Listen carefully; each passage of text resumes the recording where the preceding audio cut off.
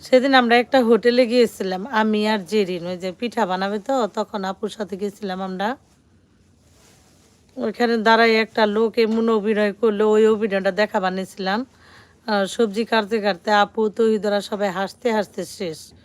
পরে বলতেছে যে তাহলে ভিডিওই বানাও।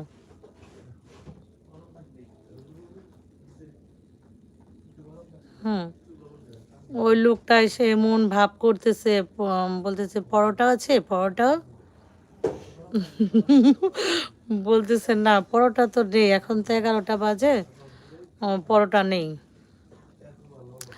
পর আরেক লোকেরে বলতেছে "এই যাও তো প্লেটটা ধুয়ে নিয়ে আসো যাও", ওইটাও ভিডিও করব বুঝছেন। পরে ওই লোক আবার কি ধুইতেছে, ভালোভাবে ধুচ্ছে না তো। পরে ওই লোক আবার নিচে যায় বলতেছে এইভাবে দাও, সাবান দিয়ে এরকম এরকম করে ধুতে হয়। ওগুলো আমি আর যে তাকাই রয়েছে, ওই লোকটাও আবার আমাদের দিকে তাকাচ্ছে।